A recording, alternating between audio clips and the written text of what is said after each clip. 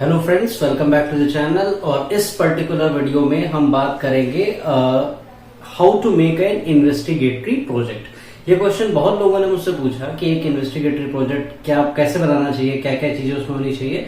सो इस particular video में हम इसी के बारे में बात करेंगे। अगर आप सीबीएसई का सिलेबस डाउनलोड करके देखते हैं तो 12th में तो उन्होंने फिर भी क्या कर रखा है कि कुछ टॉपिक्स दे रखे हैं, सजेस्टेड टॉपिक्स दे रखे हैं इन्वेस्टिगेटरी प्रोजेक्ट के लिए। बट 11th में एज सच कोई टॉपिक्स नहीं दिए गए हैं इन्वेस्टिगेटरी प्रोजेक्ट के लिए। ऑल्दो जब आप इवैल्यूएशन स्कीम देखेंगे तो उसमें उन्होंने इन्वेस्टिगेटरी प्रोजेक्ट का जिक्र किया हुआ है, लेकिन अगर आप सिलेबस को देखेंगे तो उन्होंने कोई भी सजेस्टेड टॉपिक नहीं दिया है इन्वेस्टिगेटरी प्रोजेक्ट के लिए। तो 11th के जो टॉपिक्स होंगे वो मैं आपको वीडियो के एंड में कुछ सजेस्टेड टॉपिक शेयर कर दूंगा जो कि आपको हेल्पफुल होंगे। आप उनमें से कोई भी एक टॉपिक पिक कर सकते हैं और बाकी जो भी लेआउट है वो हम लोग इस वीडियो में जल्दी से बात कर लेंगे ताकि आपका ज्यादा टाइम ना किल हो और आप जल्दी से समझ जाएं कि क्या करना है, कैसे बनाना है। फॉर योर कन्वीनियंस इस पूरे वीडियो के दौरान जैसे जैसे टॉपिक आते जाएंगे हम लोग उसके स्क्रीनशॉट्स हैं या सैंपल है वो हम लोग शेयर करते जाएंगे स्क्रीन पर ताकि आपको आसानी रहे समझने में कि कैसे क्या होगा। तो आप पॉज करके भी उसको देख सकते हैं, ऑब्जर्व कर सकते हैं। और मैं कोशिश करूंगा कि टेम्पलेट मैं आपको डिस्क्रिप्शन बॉक्स में डाल दूं जिससे कि आपके लिए इजीली हो जाए इसको बनाना। तो investigatory project board point of view से बहुत इंपॉर्टेंट होता है।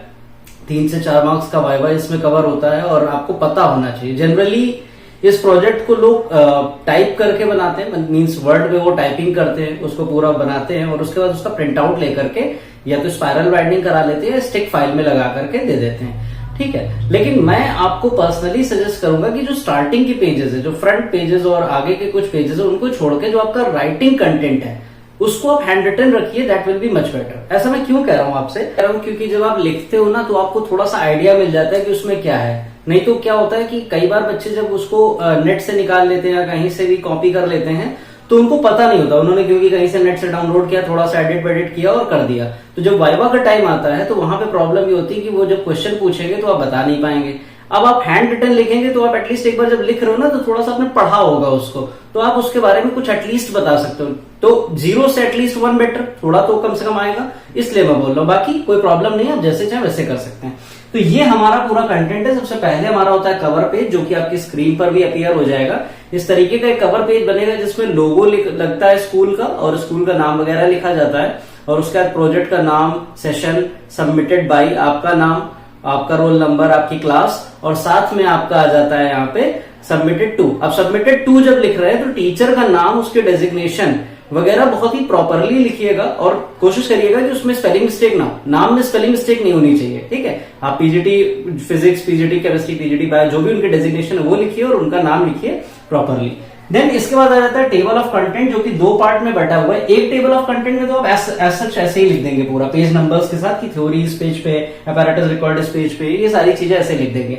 दूसरे पे आपका आ जाता है अगर आपने कोई टेबल इंक्लूड किया है या कोई फिगर इंक्लूड किया, कोई ग्राफ इंक्लूड किया तो वो आपका सेकंड पे आएगा कि सो एंड सो फिगर ये रिप्रेजेंट कर रही है और ये इस पर्टिकुलर पेज पर है। ठीक है, इसके बाद आ जाता है सेल्फ डिक्लेयर्ड सर्टिफिकेट आपका जो कि सबसे ज्यादा इंपॉर्टेंट है। ये प्रिंटेड फॉर्म में होगा। इस पे आप जो है सर्टिफिकेट इसलिए भी इंपॉर्टेंट है, इसका फॉर्मेट आपको टेम्पलेट बेसिकली मिल जाएगा कि क्या क्या उसमें लिखना होता है, वो आपको कमेंट सेक्शन डिस्क्रिप्शन सेक्शन पे मिल जाएगा। और यहां पर ये चीज ध्यान रखने वाली कि ये सबसे इंपॉर्टेंट पार्ट है पूरी फाइल का, क्योंकि इसमें आपके स्कूल के जो प्रिंसिपल है उनके, आपके सब्जेक्ट टीचर के और जो भी एक्सटर्नल होगा उसके सिग्नेचर होते हैं। ठीक है, तो ये वाला पार्ट बहुत प्रॉपरली करना और इसको इसीलिए मैंने पी लिखा है कि प्रिंट आउट के फॉर्म में रखना है। देन आपका आ जाता है डिक्लेरेशन। अगेन ये भी आपका प्रिंटेड फॉर्म में होगा और डिक्लेरेशन में आप क्या डिक्लेयर करते हैं कि जो आपका वर्क है वो ऑथेंटिक है और आपने इसको पूरी मेहनत से बनाया है, आपने कहीं से भी इसको कॉपी नहीं किया। आपने इंस्पिरेशन जरूर ली है लेकिन आपने कहीं भी कॉपी नहीं किया। तो इसका भी फॉर्मेट आपको हर चीज का, सारी चीजों का टेम्पलेट आपको मिल जाएगा डिस्क्रिप्शन बॉक्स में। इसके बाद आपका आता है एक्नॉलेजमेंट जहां पे आप अपने स्कूल के प्रिंसिपल को और अपने सब्जेक्ट टीचर को एक्नॉलेज करते हैं कि उनकी हेल्प आपने ली है और उनकी हेल्प से आप ये प्रोजेक्ट कंप्लीट करने में सक्सेसफुल रहे हैं। देन उसके बाद आ जाता है एम ऑफ प्रोजेक्ट। जो भी आपके प्रोजेक्ट का एम है, लेट्स से 2 बैटरी का अगर ईएमएफ कंपेयर कर रहे हैं तो ये आपका एम हो गया। तो ये चीज हम एम पे लिखते हैं, अलग से एक सेपरेट पेज पे आती है। ये सारी चीजें एक सेपरेट पेज पे आती है। देन इंट्रोडक्शन आपका थ्योरेटिकल पार्ट होता है कि आप क्या आपको कहां से आइडिया आया, ये सारी चीजें आप पूरी इंट्रोडक्शन में लिखते हैं। थ्योरी किस चीज का। जैसे मैंने अभी ईएमएफ वाला ऑप्शन दिया आपको कि comparison of EMF between two batteries या टू सेल्स का दिया, तो अब उसमें आप सेल की थ्योरी भी लिखेंगे, ईएमएफ क्या होता है, पोटेंशियल डिफरेंस से अलग कैसे, ये सारी चीजें आप थ्योरी में मेंशन करते हैं। अपैरेटस रिक्वायर्ड, इस एक्सपेरिमेंट को करने के लिए या इस पूरे प्रोजेक्ट को करने के लिए आपको क्या क्या चीजें चाहिए थी वो आप यहां पर लिखेंगे। लॉ, अगर कोई लॉ या प्रिंसिपल इंक्लूडेड है तो वो आप लिखेंगे। देन आपका आ जाता है कंक्लूजन, जो कि फाइनल एक आपका कंक्लूजन होता है कि आप जो करना चाह रहे थे आप अचीव कर पाए कि नहीं और ये चीज हो गई कि नहीं हो गई।